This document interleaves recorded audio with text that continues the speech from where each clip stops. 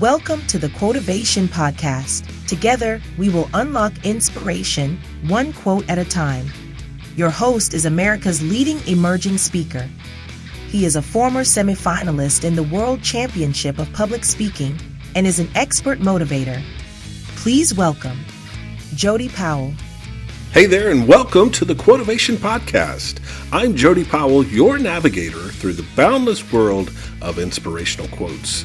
Each week, a special guest and I will embark on an electrifying journey as we dissect, discuss, and decode those powerhouse quotes that light up our souls and set our ambitions ablaze. So buckle up, folks. This isn't your average podcast. This is the Quotivation Podcast, where every episode is a journey. So follow, subscribe, set a reminder, and tell your grandma to stay tuned. And get ready to unlock inspiration, one life-changing quote at a time.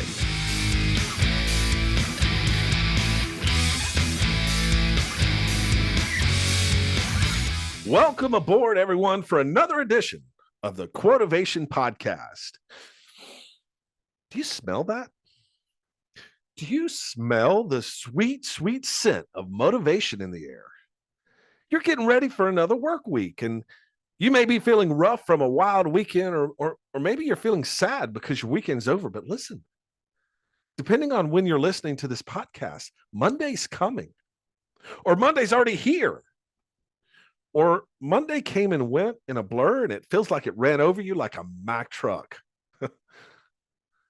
But Mondays are not the enemy. Mondays breed opportunities. It's a new week. A week that can be a week that you take that career leap or close that sale. The week you crush your to-do list and go the extra mile for your teammates and peers.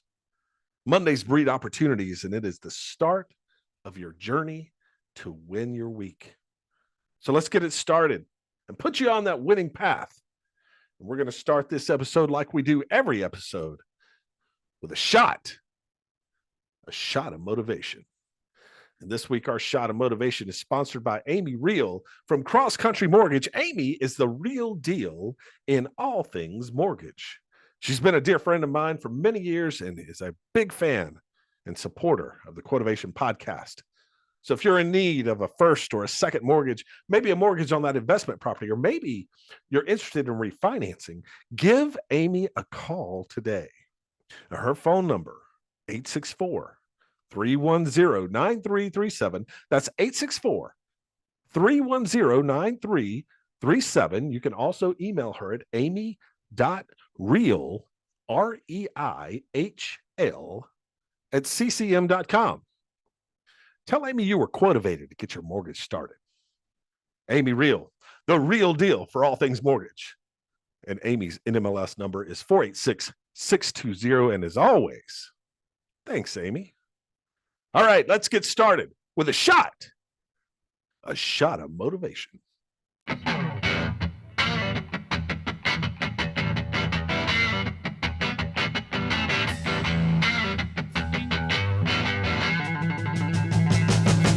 It's time for a shot of motivation, where the vibe's like taking a shot, but the high is pure inspiration. This is a quick, powerful boost of motivation to fire up your spirit. Get ready for a rapid infusion of uplifting stories, impactful quotes, and game-changing ideas. It's the swift, potent dose you need to amp up your game and win your week. It's a shot of motivation.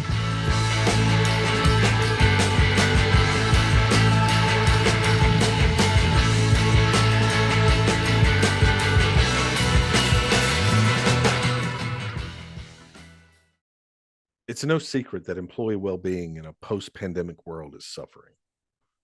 Employees are struggling with stress, with burnout, and with loneliness like never before.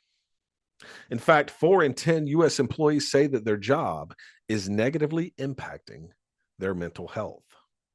Now, to make matters worse, fewer than 1 in 4 employees say that their organization cares about their mental well-being at all. People feel neglected. Now, there are some that may say that those people need to suck it up or get on board or get off the train. I've heard leaders say that it's not the company's responsibility to make people happy. They should be happy that they get to work here at all. It's funny.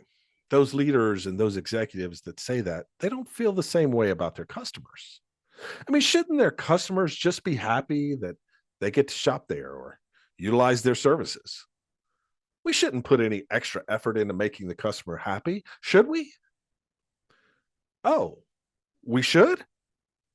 So it's important for the customer to be happy, but not the person serving the customer, not the person doing the work that brings in the revenue. When will companies learn that it's the people that work for the company that matters? Take care of them, and they will take care of your customers. Instead, research by Deloitte has found that 77% of workers have experienced burnout at their current job, and the top driver of that burnout is a lack of support and recognition from leadership. Folks, mental health is real. And the more companies and leaders ignore this issue, the worse this epidemic will become, especially in men. We don't like to talk about it. We don't like to share our feelings. We don't like to appear weak. 2 years ago, I competed in the World Championship of Public Speaking. Now, typically my speeches are upbeat, they're funny, motivating, they're outgoing, but I wanted to challenge myself. I felt like an actor that had been typecast. I wanted to show that I could speak on matters with a more somber undertone. So I wrote a story about Jim. Now, Jim is a fictional character. Jim is a conglomeration of people whose stories need to be told. The story of Jim begins in his success. He was incredibly successful. But something happened. The market took a turn. Jim lost everything. He spirals from there out of control and eventually attempts to take his own life. He was saved and given hope, all from a man he had never met before who wouldn't take fine for an answer. You see, Jim was asked most of his life, "How are you doing?" And he would smile and he would say, "Oh, I'm fine." Ladies and gentlemen, when you ask someone how they're doing and they say, "Oh, I'm fine," chances are, in the words of Maury Povich, that was a lie. If 77% of workers feel burned out, we can't all be fine. So what leads us to answer the question this way? I think it's how the question is asked. How are you doing? It's a simple question. It's a simple question that we have somehow turned into a greeting instead of a sincere concern. Seriously, of all the times you've asked someone how they're doing, how many times did you actually want to know how they were doing? Be honest. When we ask the question, how you're doing, ask it because we want to know the answer, the truth. Ask it because we're concerned for the other person's mental health. Ask it because we share a kinship, a love, a compassion for our fellow man. So, how are you doing? And please, whatever you do, don't take fine for an answer. And that's your shot of motivation for today. I hope it helps you gain perspective and go out and win your week. And as always, I want to thank Amy Reel, the real deal in all things mortgage, for sponsoring the shot of motivation. This has been a shot of motivation from America's leading emerging speaker, Jody Powell. We hope it helps you win your week.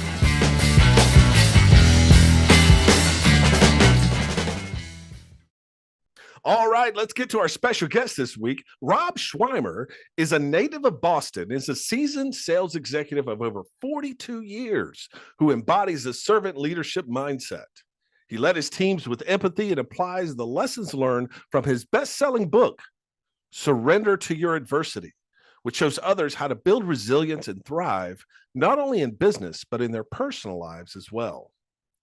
Rob is a global keynote speaker and a certified life coach who enjoyed success in both small startups and larger companies, most recently in London as group vice president for a publicly traded company based in San Francisco.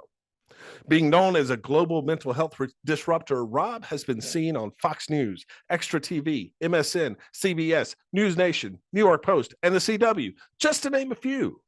He has appeared on many podcasts, both in the US and abroad.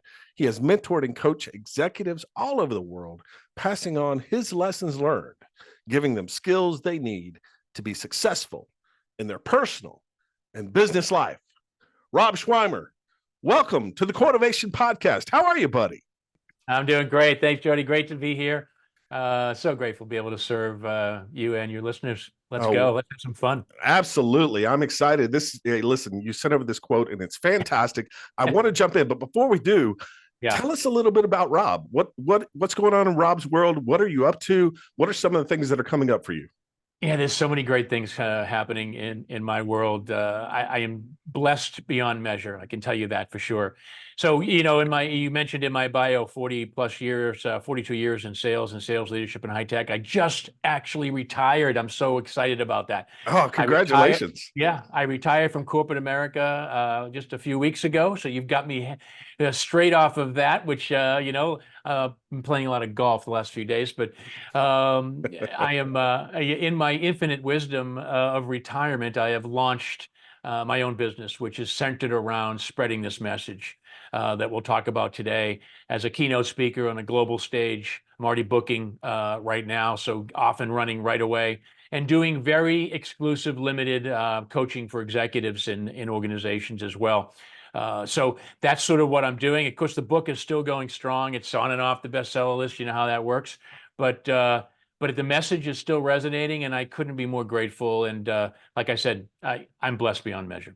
That's fantastic. Tell us a little bit about the book. When did it come out? And kind of give us a preview of what we should expect when they go and order it. Yeah, well, I hope they do. And by the way, I say that with purpose. I'm not taking a dollar from this book. All of my royalties go right to charity for mental health awareness. And we pick a charity every quarter when I get the check, and we figure out where to put that money. So this is not about me selling books and making money. It's about giving back and serving others. And that's my whole value system is about that. So it really lends itself well. I wrote the book, basically a story about my life. I had gone through a lot of adversity at a young age, severe learning disabilities. And I'll tell you, my buddies back home where I grew up in Boston, they certainly got a chuckle that I wrote a book, because I don't think I read more than 2 my whole life before this. So, I'll tell you, if anybody's going to write a book, it wouldn't be Swymer, but I did. And that was sort of a limited belief that I needed to break through, because I wanted to share this message. I had gone through, as I said, severe learning disabilities. I was diagnosed with Tourette at 10 years old. Thank God it's not a debilitating case of Tourette's. It's a mild case, but it was manifested in some bullying and so forth when I was younger. So I had to deal with that. Later in my life, I've conquered and moved on from addiction. I'm 31 years sober as I sit here before you today. Oh, fantastic. Congratulations. Thank you. With God's will and the love of a good woman, for sure. I also have dealt with and conquered depression, suicidal ideation, and the recent blow that kind of catapulted the book and this message and this whole purpose of my life now is I lost my wife, my first wife of 32 years, almost 10 years ago now, to a massive brain aneurysm. Wow. And that really set me on a journey. It set me on a journey to change my direction and to really go inward. And I became a student of my game. And I started to really double, triple, quadruple down on personal development. I met my mentor, Tony Robbins, one of my many mentors, and really got into let's find out what's going to make Rob tick. I knew what I did, and I knew how I did it. I was successful in my business, but I was still struggling of why I was here. What was my absolute purpose? And in that journey of 10 years, I really came to realize that I'm here to serve others. I'm here to contribute and serve. I'm here to give back. and make those human connections and help people in any way I can. So this is the journey I'm on now on a global stage, making sure that people know that from a man's perspective, and men's health is something that I do focus on, but of course I talk to everybody. But I want to be one of these guys that, shows vulnerability as a strength, not a weakness, and somebody that has conquered adversity.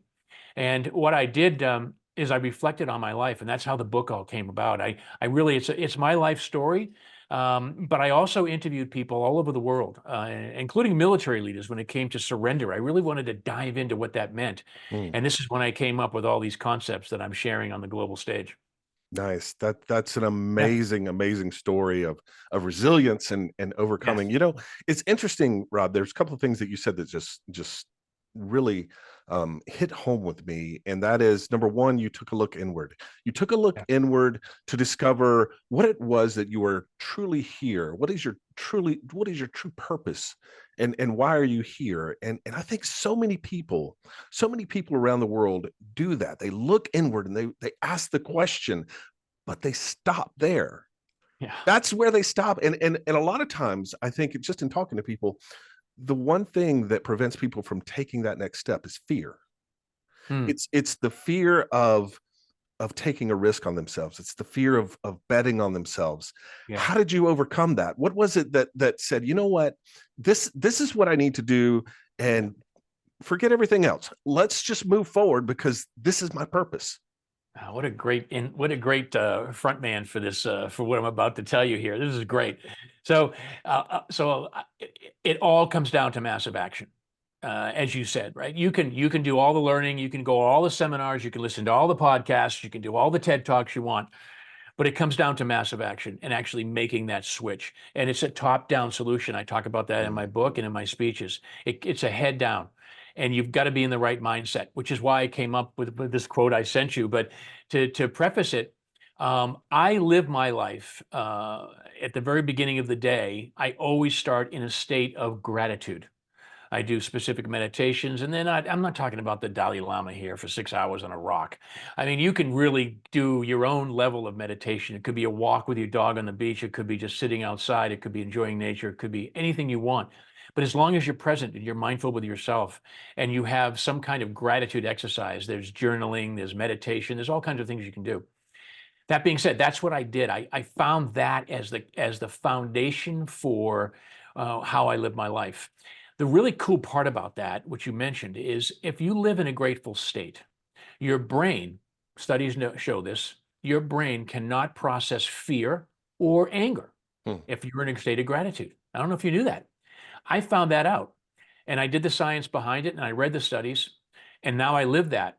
And you know what? If you live in a state of gratitude, that's when you can take massive action because, hey, the fear is not there, and you can now feel with conviction that you can go forward. And that's what I did. I became very passionate about where my direction was going, and I took massive action to do that. I obviously had to. If I was writing a book with the past I had to be able to have, first of all, I had to break through those limited beliefs, and I had to take massive action to get it done. That's so inspiring, so incredible to think. Yeah. Just the few things that you mentioned that you had to overcome, the addiction, the loss of your spouse. Those things are just traumatic experiences. There are people that don't recover from those things. It breaks them. How do you get into that mindset of gratitude? What steps do you take? How do you get there? And not only how do you get there, how do you stay there? Because the world is just bombarding you. It's pounding you. Different messages from different directions, some positive, some negative, and they all leave you feeling certain ways. How do you stay in a mindful state of gratitude? Man, what a great question. And it's not easy, by the way. There's a lot of work here. You know that. You talk to people every day, right? And I do too. And for me, and everybody has a different kind of way of doing this, but I have like a 90-second rule, and I'm sure people have heard of this. And it could be a 60-second rule, it could be a 30-second rule, whatever you think. But if I'm in, life is going to happen. It's going to come at you, as you said. And I'm not smiling and positive every second of the day. I can tell you that. I'm a human being, right? Things happen. But I have sort of that 90-second rule. I can sit there and I can be in that moment of whatever that is, non-gratitude, if you will. But I flick that switch and I snap my fingers and I make that massive action again to say, look, here's what I'm going to do. I'm going to revisit and put myself back in that state of gratitude. And for me, it only takes a few minutes. Once it's practice, by the way. Hey, this is not something that's over. Let's make sure, and I'm sure you've had podcast guests who will say that, but I want to make sure I go on record as, as just a regular guy that goes through this stuff. I'm not a doctor, a psychologist. I have no, there's no science here from me, right? I'm just taking the best of the best. But I can tell you that it works for me. And I go back and I go in and out of that throughout the day, the week, the year, the month, it doesn't matter. But being able to go back to that is the key, and to make sure you can go back into that state of gratitude. And for me, I can make that switch because I've practiced it. It takes practice. This is not a one and done. This is not something like I'm going to do this, once a week, or I'm going to do it once a month. This is a daily program language. I learned this and I brought this into this practice that I'm doing now, is that we have a daily reprieve in which we can now dictate what our state is every day. Even if we had the worst day of our life, like I did, we have a daily reprieve the next day, right? Yeah. And that's the key. And you've got to find that goodness. And that's a mindset. Again, top down. I talk about that all the time. It's the head down. And so that's how I do it. And, I came up with sort of this what I call AAA formula, and easy to remember, easy to apply. There's a lot of work to it, but, if you take those steps, I found that when I interviewed people all over the world, I interviewed military leaders, I looked at my life, even as a kid, not even having all of the benefits of learning everything I have now and studying and researching and interviewing people all around the world for the last decade, I was doing these three things without even knowing it. Yeah. And so I started to really say, okay, I've got to pass this message on. I've got to serve as many people as I can to pass this message on of living in a beautiful state. Make this non-negotiable, and here's how you can do it. Yeah, that's powerful. And mentioning what you went through as a child, I can't imagine having Tourette's in Boston. I would imagine the ridicule, the teasing, the bullying, it was all there for you. And we chuckle and we laugh, but it really is a serious issue that kids all over the world are facing. And so what's inspiring is that your message is not just for, those midlife crisis guys like you and I. It's for everyone. It's for everyone of all ages that's facing adversity, which is absolutely, which is so powerful. So many people are facing it now. Yeah, look, we're and I've been doing this for a number of years, but through COVID, of course, and anytime I get the microphone, I say the same thing. It started as a medical pandemic and is now a mental health pandemic, in my opinion. Yes. And I just put that out there, whether you believe it or not, it doesn't matter. That's my opinion. It's okay if I have that, but I'll tell you, I believe that we're in a mental health crisis here, and we're seeing that exasperated with social media. We're seeing it with, people in anger and fear. I do a lot of media appearances, as you know, and I'm always on the bandwagon of, look, if you live in gratitude, again, you can't have fear, you can't have anger. And we're seeing that in the travel, all the videos we see, all this fear, this anger and this fear. And that's why I'm on this mission. It's like, come on, just try this and try to live in that state of gratitude. Come up with 3 things every morning or whatever it takes. What are you grateful for? And your mindset's going to switch. The hormones that are going through your body are going to switch. You're going to be, you're not going to be in fight or flight anymore. You're not going to be looking at cortisol running through your veins where you're just trying to survive. You're going to dopamine, oxytocin, the love hormone. All these things are going to go through your body, and you're going to see these benefits. You're not even going to know. It's like, my God, what happened? All I did was, think about 3 things I was grateful for 5 minutes in the morning. You do that for 90 days and your whole life changes. Mine did, I can tell you that. Wow. And and while you say it's as simple as that, it's work. It's work. Man, oh, yeah. To find 5 minutes in the morning is work. And being intentional it's forming those habits. Habits are so easy to break and they're so hard to form. And so forming that habit of taking 5, 10, 15, 30 minutes, whatever you can find, to just be grateful. That's so inspiring and so insightful. Rob, let's transition a little bit. I want to talk about this quote because we've kind of been dancing around it with your message. And I think it's such a powerful quote. And I know that folks listening right now will be able to take this quote and not only take it in what we normally like to say is win your week. You can win your life with this quote. You can win your life with this quote. Rob, tell us what the quote is. Where did you hear it? Where did it come from? And what does it mean to you? Well, so I came up with it when I was writing the book. And I sort of wanted people to have sort of a one-liner that they could sort of grab onto about the common theme of the book. After all the stuff that's in that book and all the trials and tribulations, not me, but other people around the world as well, whether they were going through divorce, loss of job, physical, mental abuse, all kinds of different adversity. I said to myself, look, I'm going to make living in a beautiful state non-negotiable.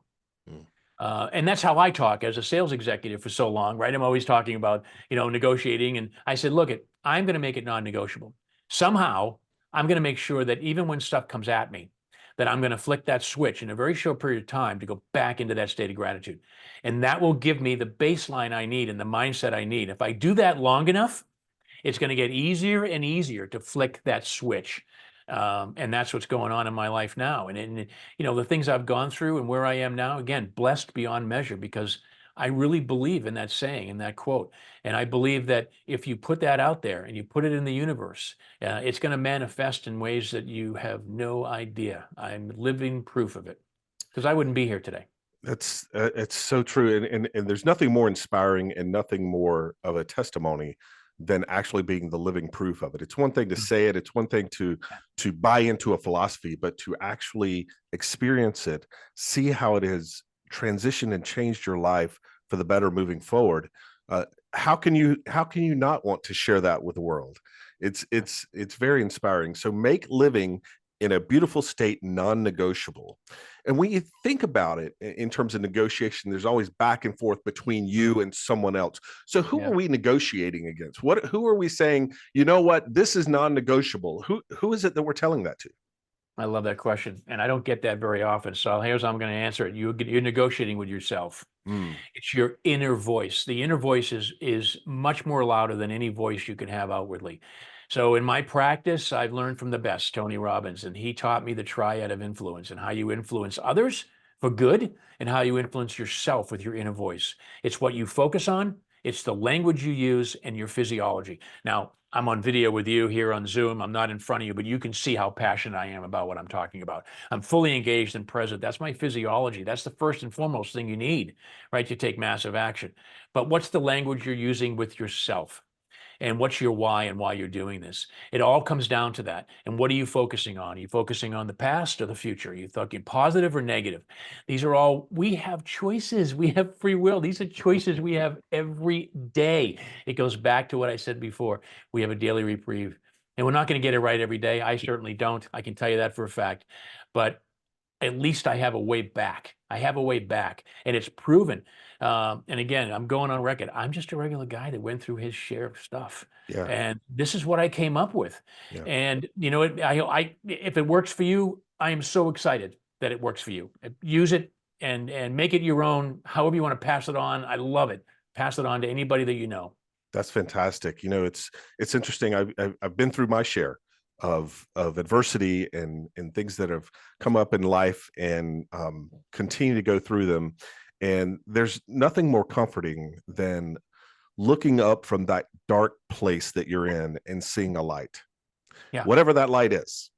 And ultimately it's the beautiful state that you're talking about. It's living in that beautiful state. It's getting back to that light, despite everything that's going on. It doesn't make things go away. It doesn't mean we ignore the problems that we're facing.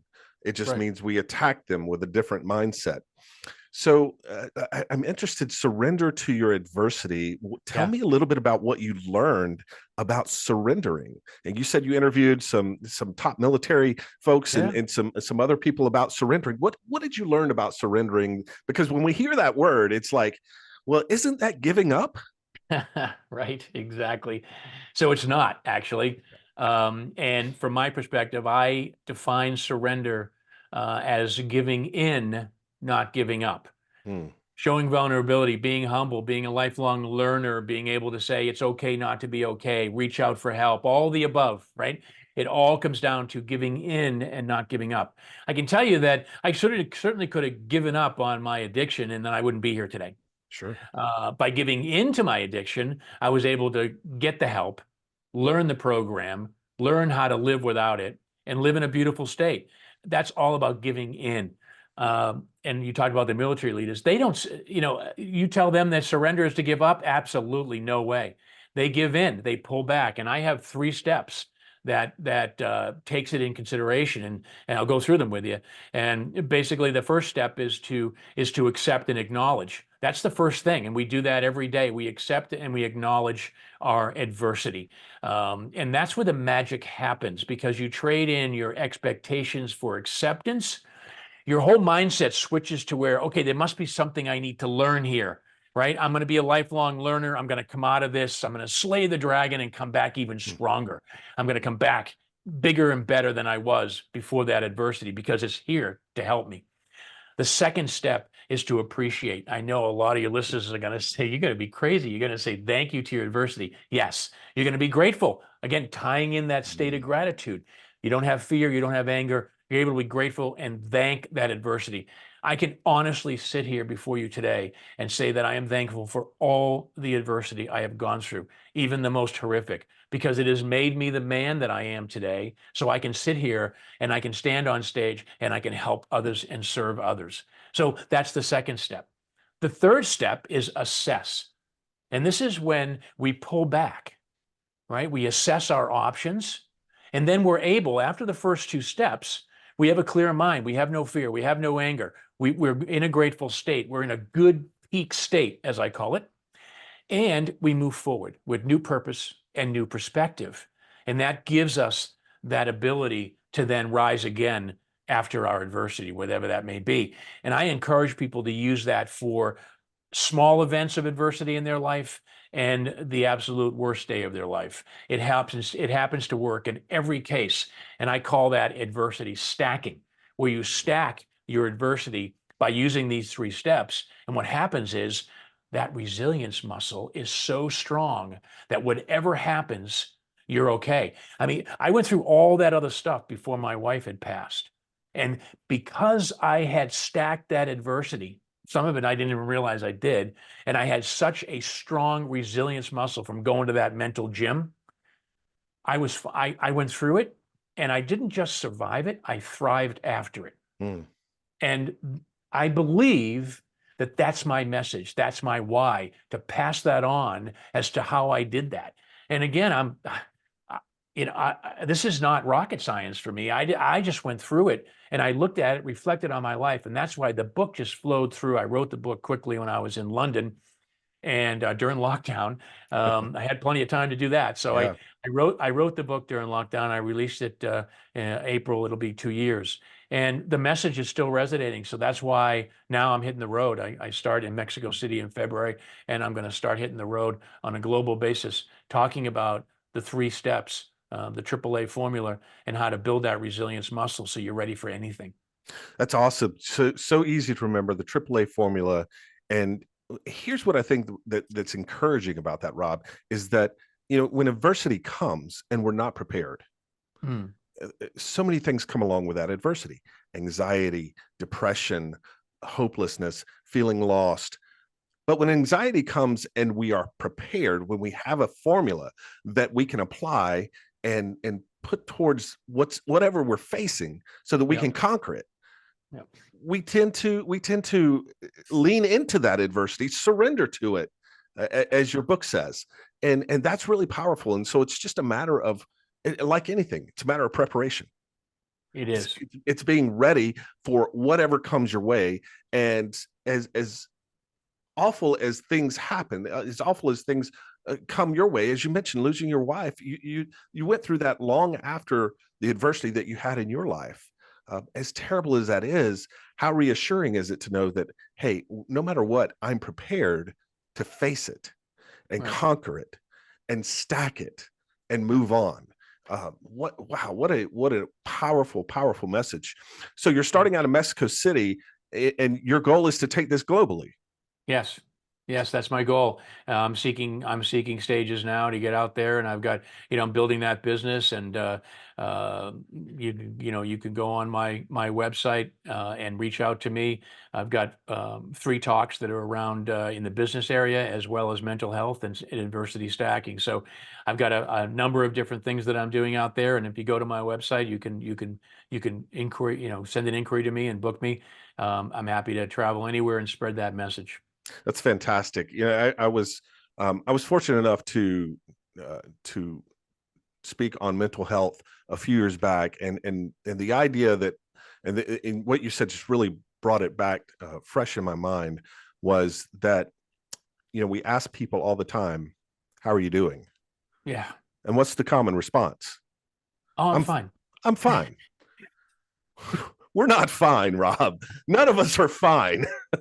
And so just being able to spread that word, to open those conversations, because your second A of appreciate your adversity. So Yeah. your second A of appreciate your adversity is so counterintuitive Oh, yeah. to kind of the macho feeling, particularly for men, right? I mean, Yeah. this Yeah. is something we should slay, like you said, slay the dragon and conquer. How do we, as particularly speaking to the men out there, how Yeah. do we lean into that and realize that it's okay, that we're not the conquering hero, and that it's okay to ask for help? Yeah, there's a couple of things I say about that. And first of all, there's no growth without vulnerability, another quote of mine. Mm, And I believe that, my growth came from the vulnerability that I shared, that I stood for and I shared with myself, right? I went through that, and I had to become vulnerable in all the things that I've conquered. So there's no growth without vulnerability. Write that down. That's a good one, that is a good because you one. can bring that, you can put that in your brain every morning. It's okay not to be okay. It's okay to seek help. For men's mental health, we have to normalize the conversation. We have to make this a thing that we can talk about, and that it doesn't show weakness, it shows strength. I can tell you that from my perspective, I had a choice in the road when I was battling my addiction. And I believe that it was the vulnerability that showed courage to get help. It certainly wouldn't have taken any courage to keep going down the other way and not be here today. Mm, So that's a perfect example, and you can apply that to anything in your life. So I am a big proponent of men's mental health, to say it's okay not to be okay, yeah. and it's okay to seek help.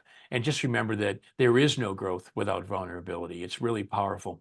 That is powerful, and with the vulnerability and with the growth, that brings forth living in this beautiful state. It does. And living in a beautiful state is euphoric. It doesn't mean that everything's all puppies and rainbows, Right. because life happens, but it does mean that we are prepared and ready to take on the challenges of our adversity, which I think is a fantastic thought and a powerful, powerful quote. Rob Swymer here on the Quotivation Podcast. Rob, I want you to take just a few minutes. Tell us where we can find your book, Surrender to Your Adversity. How can we get our hands on it? What can we do? Can we go to your website? Is it on Amazon? Where do we go to get hold of your book? Yeah, all the above, right? It's sold online at every retailer. I mean, Barnes and Noble, Amazon, of course, Target. Well, I mean, it's everywhere. So if you go online and search "Surrender to Your Adversity," it'll come right up. And my website has links to it as well, robswymer.com. I know you're going to put that in the notes, so people will have that. But real simple to get to.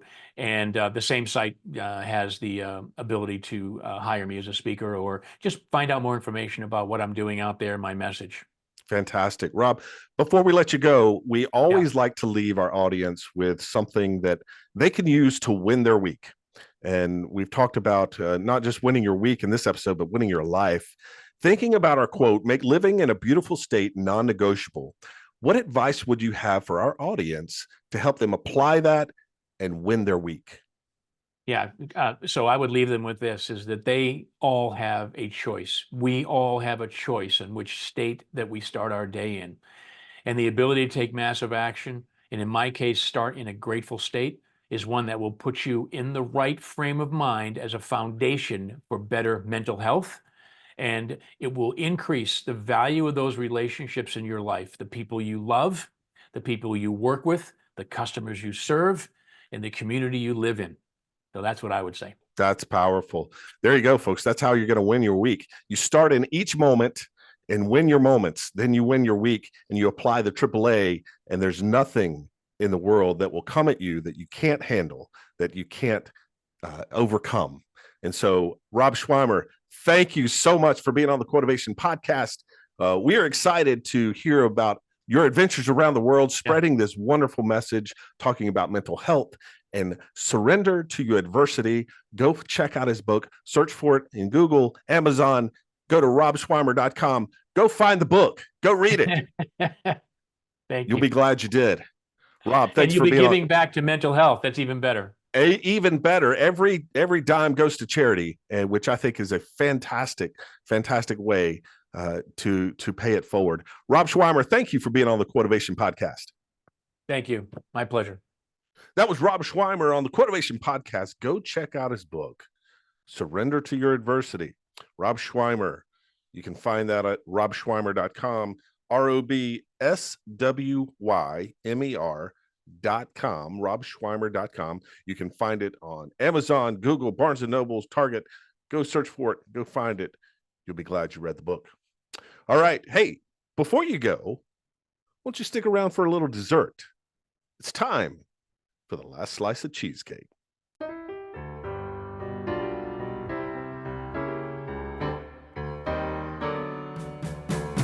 How about some dessert before you go? There isn't anything that can't be solved over a slice of cheesecake. So before we wrap things up, sit back, relax, and enjoy the last slice of cheesecake.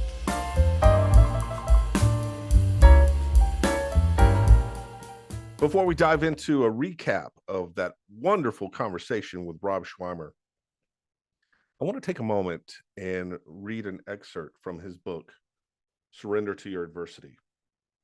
This is really powerful. And it's talking about when he lost his first wife, Bonnie. He says, give yourself permission to live and thrive again, making no excuses. I will say that after Bonnie passed, there were some friends and family who didn't always agree with my decisions. But in the long run, I did what was best for me and my family. I can remember a few who were very vocal when I started dating Missy after a year of being alone. We've seen similar scenario play out in the media with the story of actor Patton Oswalt, who got remarried 15 months after his first wife passed away. Patton was criticized in the media for moving on too quickly. I understand firsthand what he went through. First, it's no one's business when and how we move forward after a loss. The lesson I learned was not to listen to people in the stands. Instead of listening to them, listen to your heart. Give yourself permission to move on with your loved one, not from your loved one. Adversity comes in many forms, shapes, situations, and scenarios. But the conversation with Rob today really taught me a few things. Number one, you can prepare. You can be ready to face adversity. We don't know what's going to happen. We don't know when that loved one is going to be sick. We don't know when that tragedy is going to befall us. We don't know that heartbreaking, most terrible day of our life when that comes. We also don't know the adversity we face on a daily basis, when it's going to come, in what form. Quite frankly, who's going to bring that adversity? Who's going to cause that adversity? But what we do know is that we can prepare. And Rob laid out 3 things that we can do, the AAA formula: accept and acknowledge our adversity. Recognize that it's there, recognize it for what it is, define it. The second A is fascinating to me. Appreciate the adversity that comes. It's interesting. I'm reminded of the story in the Bible when the storm was battering the boat. The disciples were scared, and they look out and they see Jesus standing on the water. And Peter calls out, "Lord, let me come to you." And Jesus says, "Come." Peter steps out onto the water and begins to walk to Jesus on water. But then all of a sudden the waves start crashing on him and he starts looking around and he takes his eyes off of Jesus and he begins to sink. He begins to be taken in. He succumbs to the adversity around him because he lost his focus. Appreciate the adversity. Appreciate the fact that it has come into our lives to make us stronger, to prove that we can handle it. And then lastly, assess. Assess how we're going to be grateful. Assess why we're going to be grateful. Assess how to move forward. The AAA formula. Rob said that you can't process anger and fear if you are in a state of gratitude. So find what you're grateful for. Write it down. List it out. What are the things today that you're grateful for? Family, friends, your job, your hobbies, whatever they are, write them down and keep them in the front of your mind so that you can continue to live in a beautiful state and you make that non-negotiable. That means no one can come in and rob you of that. Now, that doesn't mean we're going to stay in a state of gratitude 24/7. As Rob said, we're human. There are going to be times that life gets the better of us. And that's where the 90-second rule comes in. Give yourself time to process what's happened. Allow yourself to feel how it makes you feel, but then flip the switch and return to a grateful mindset and move forward.